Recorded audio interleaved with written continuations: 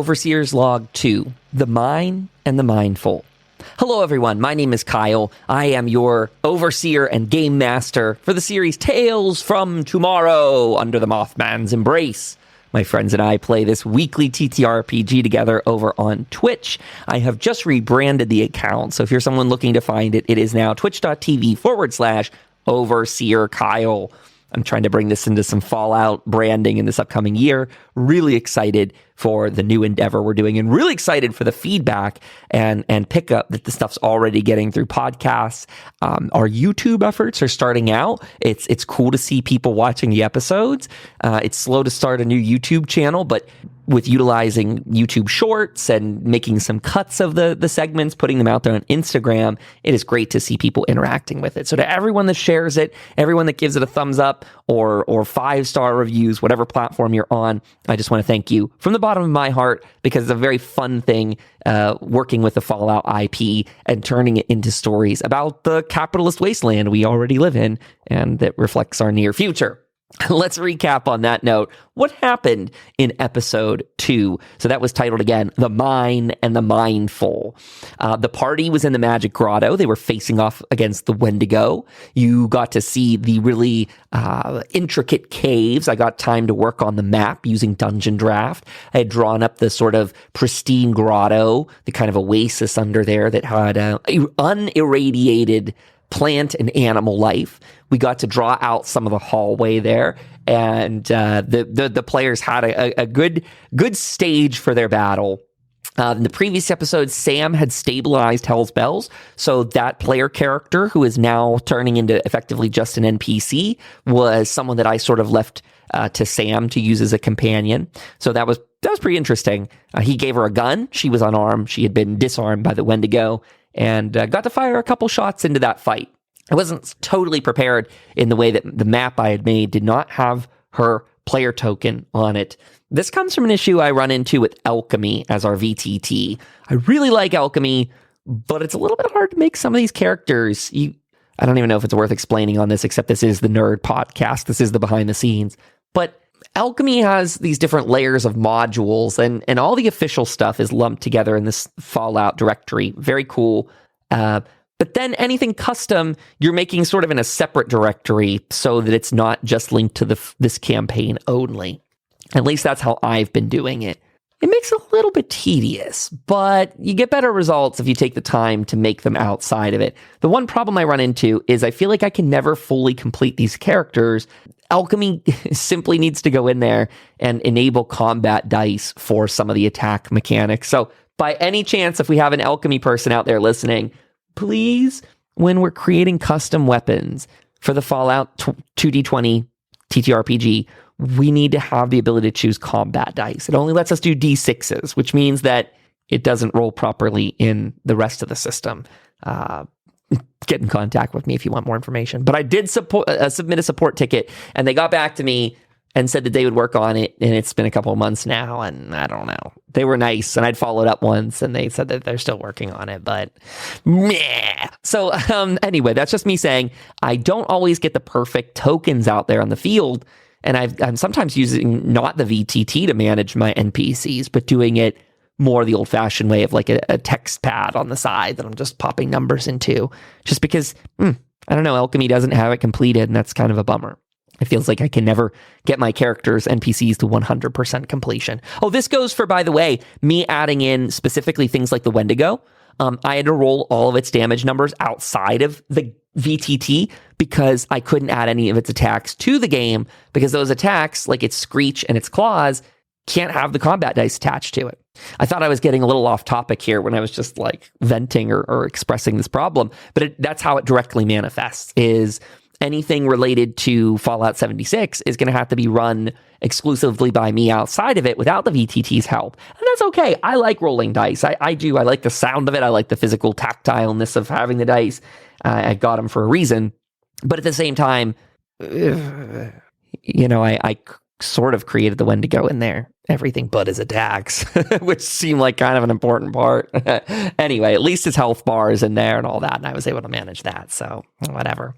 Potato, tomato, eventually they'll get it, maybe.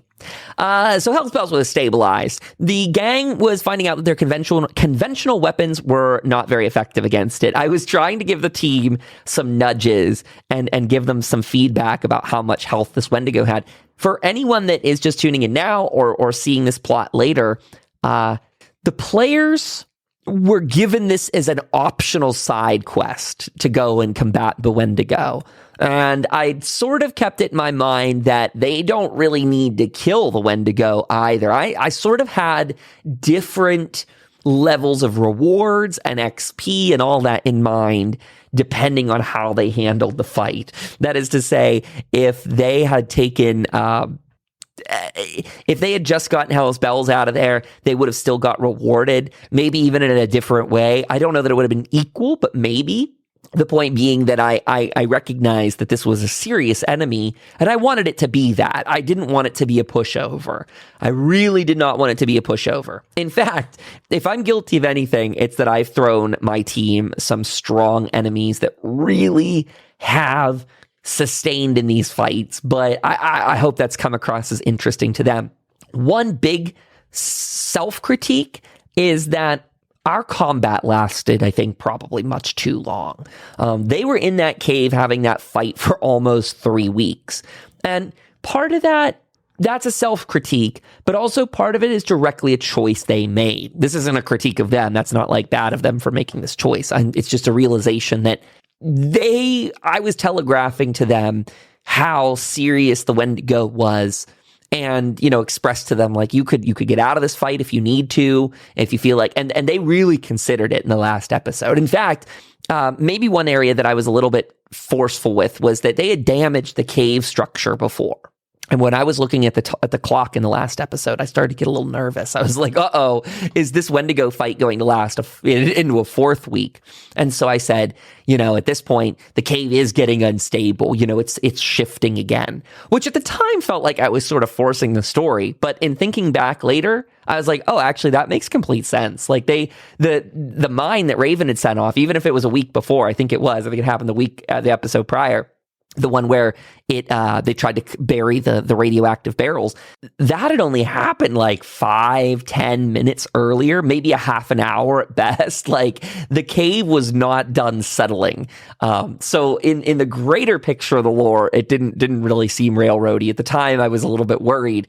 But I didn't want to trap them in combat forever. My players had made a comment about that before when they had a boss battle that took they started the fight late in the session, and so they had to pick up with it the next week. And what they've actually come back around to say is, as long as we're enthralled in what's going on, then we're enthralled. So as long as it's fun, it's fun. It doesn't matter about where we end or begin. It just matters that the content is interesting, and that's the greatest feedback, I suppose, the most honest feedback. But I did want to give them options in case they wanted to leave that Wendigo behind, in case they didn't want to fight it to the death, because with its attacks, I will say at the start, I was sort of pulling punches as I figured out what it could do. Meaning I didn't use all my AP or anything like that to just eviscerate someone right off the bat. I wouldn't like that in a fight myself. I don't like it in Baldur's Gate 3 if an enemy like one-shots you before your turn even comes up. It doesn't feel like you have a lot of agency. So usually when I'm trying out these new monsters, especially new to me, new to them, that I go in there and I'm pulling punches less because I don't think they can handle it, but more because I don't know what I'm doing yet. Sort of like if you're getting in a driver's seat of a new car, you should probably slowly apply the gas until you get a feel for the acceleration and the brakes. It's widely considered bad advice to hop into any new car, any new vehicles you've never been in before, just slam your foot to the ground on the gas pedal. That's usually not the recommended tactic for learning to handle or drive a car. And that goes on a make by make difference, right? Every car has a bit different oomph to it. Every car's turn radius is a little different.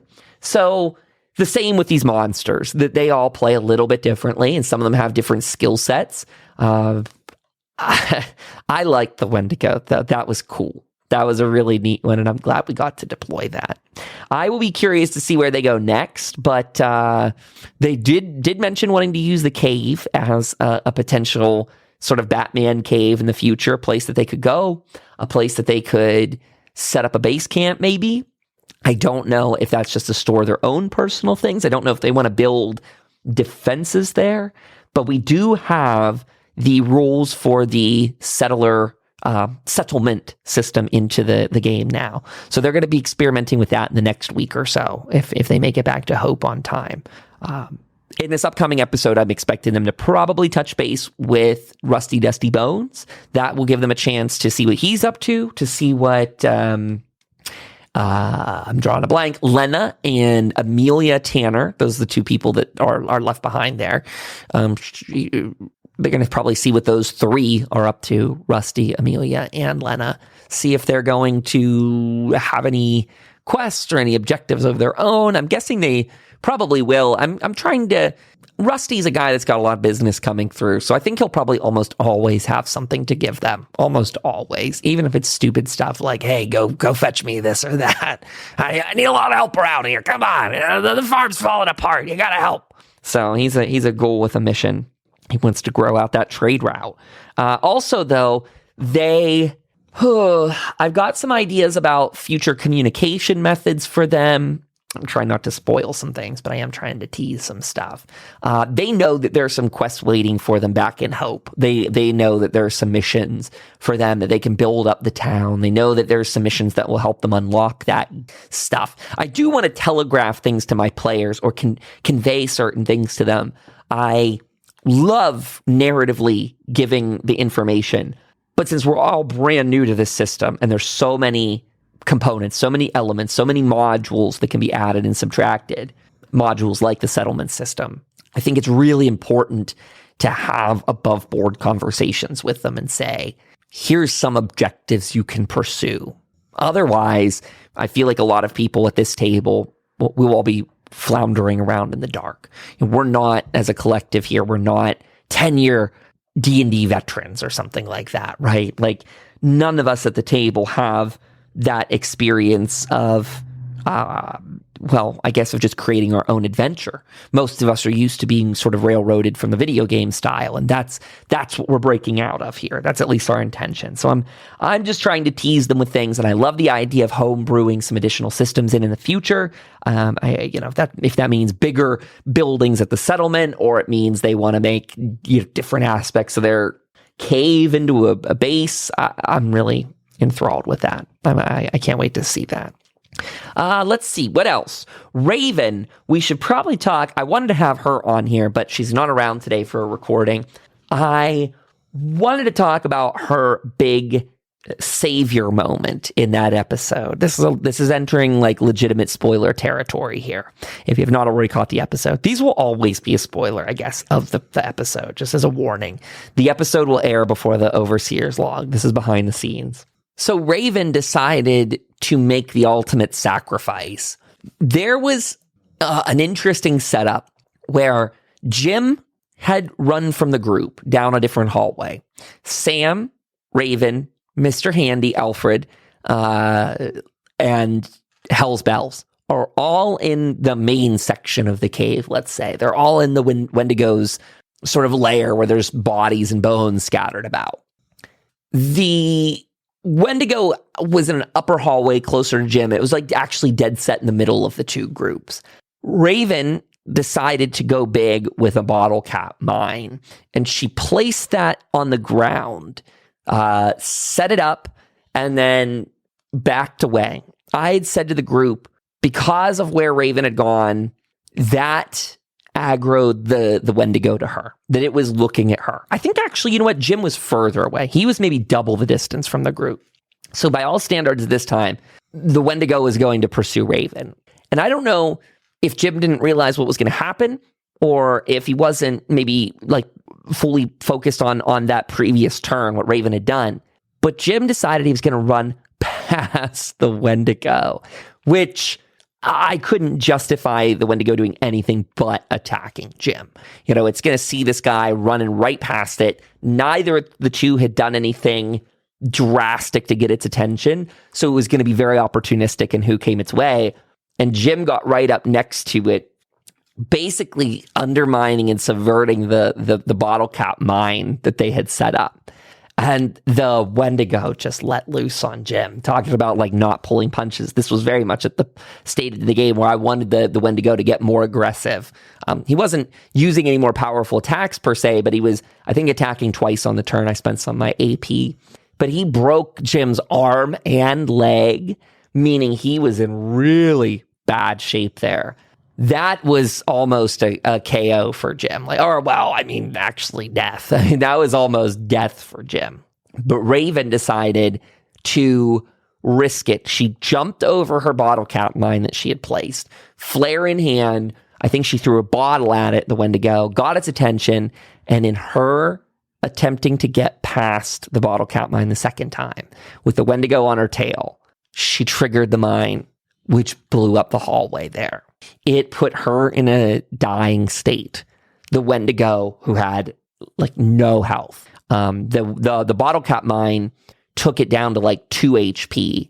And when the ceiling collapsed on them, they got damage from the bludgeoning of that, and that killed it. It was dead at that stage. What a freaking fight at the end of it. Like, what an absolute crazy ending.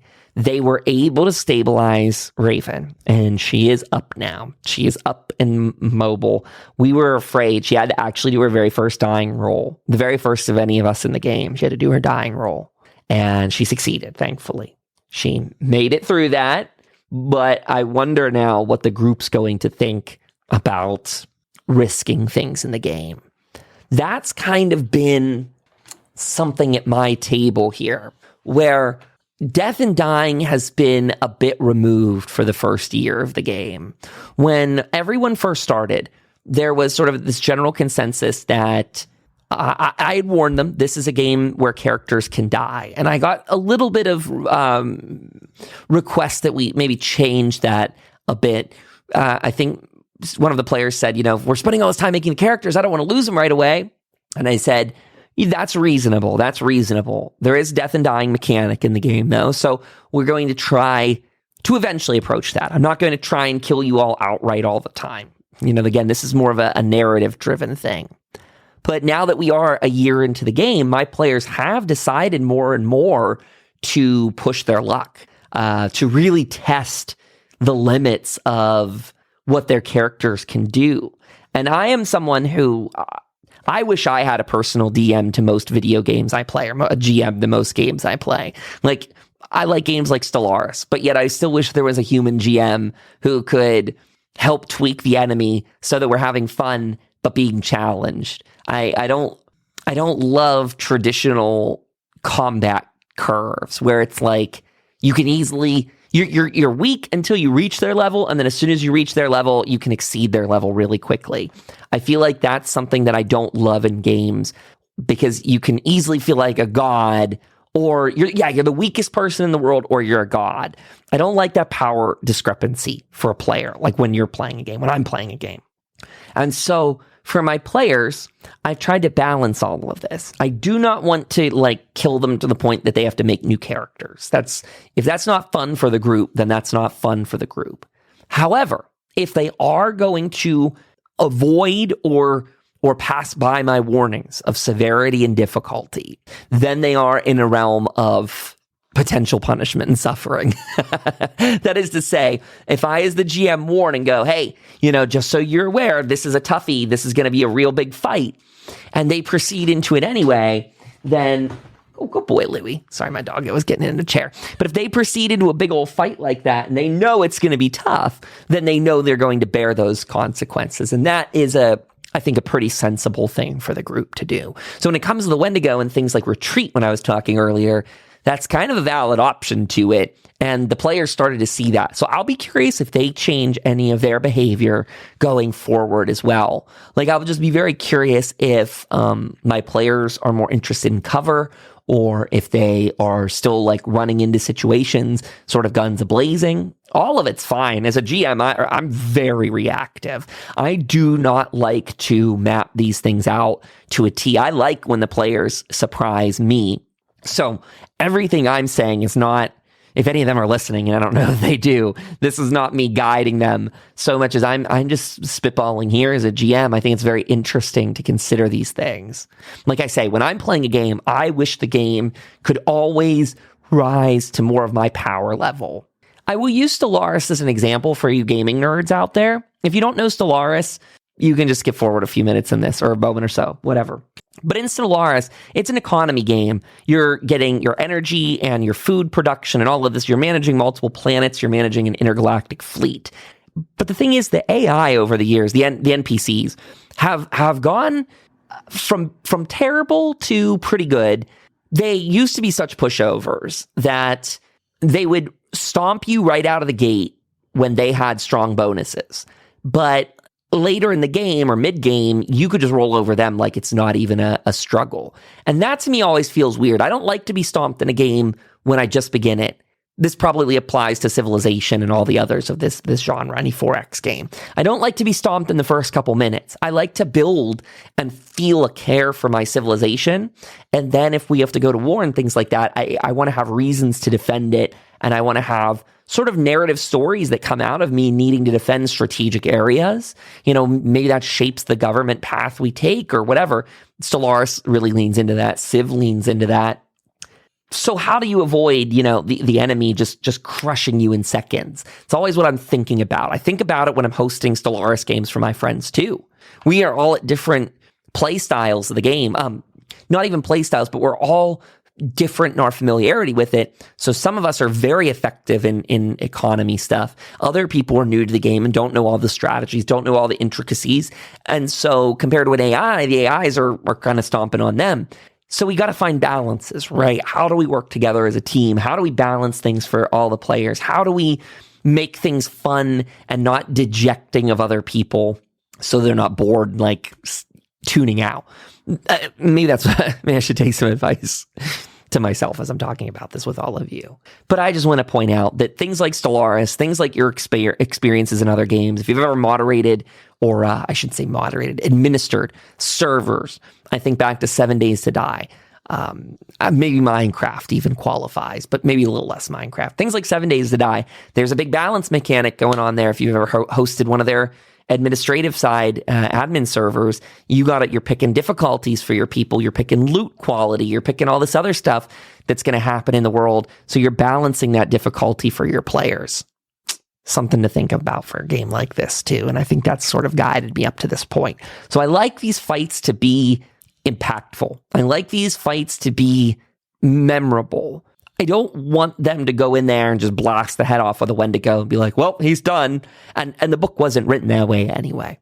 The book has him as a serious baddie. And they fought him as a serious baddie. And I think they will remember this fight. I think Raven's sacrifice will be a plot point for them to remember. They saved their friend and almost gave their life to do it. What a cool battle. What a cool scene. I'm very happy with all of this. And I want to thank you all for tuning in. I want to thank you for listening. I am going to take my own advice. I'm going to wrap this up because I've rambled enough. It's probably food time for me. I'm going to get together some maps and such. Oh, I don't even know that I said this at the top of the episode. I am sorry this episode's coming out on Saturday. It's late. And it's just because there was some family health concerns and crises this week. So I'm really sorry about that. It should have come out yesterday, but I was so busy. I was on the phone and trying to get all kinds of things sorted out. I will also alert that I hopefully will be moving in the next couple months. I've been trying to get a hold of a new place to live, and I'm really hopeful that will happen. So by March is the goal. If there's any disruption to games in the future, it will be related to that, but I will be sure to communicate it with you all so you know what's happening and so no one's left in the dark. I am all in on this sort of thing this year, this project of ours, Tales from Tomorrow. If you would like to support this financially in any way, that would be huge to me. I believe we can set up some subscriptions over on Substack. That might be the absolute best place to go. I am blown away by the tools that Substack is including for people. So I really emphasize, maybe if you haven't done it already, get yourself set up on Substack. It is fun. I hated it. I want to point that out. I thought Substack was so dumb 2 years ago. but they have improved it so much. Like, they're one of the only social media sites out there that feels like they're actually innovating or doing something. I just love that both the video and the audio episodes of the show are archived up there. It eliminated questions I had in the last episode. Last episode of the Overseer's Law Guide said, well, it's getting a little complex on how to upload just audio to YouTube and just video, and they're coming out on the same days, and it's probably confusing the algorithm. I explained that, and I was kind of loose-brained about it then. But a week has passed. Substack does it both. It will upload the video and the audio. It is really cool. It puts transcripts to it all, so check that out. And yeah, we're probably going to enable the option for people to subscribe on Substack. So that'll be an optional thing. If you want to, you'll be able to get subscribed over there. It would help me out a ton to have some finances to help support this endeavor. It's something I'm going to throw myself into completely in 2025. And I just really want to thank you all for everything, for sharing it, for liking it, for reviewing it, for just listening to it. Honestly, that matters. Please don't ever feel like, please don't feel like that's an ignored effort. You simply listening to these, you simply watching them is huge.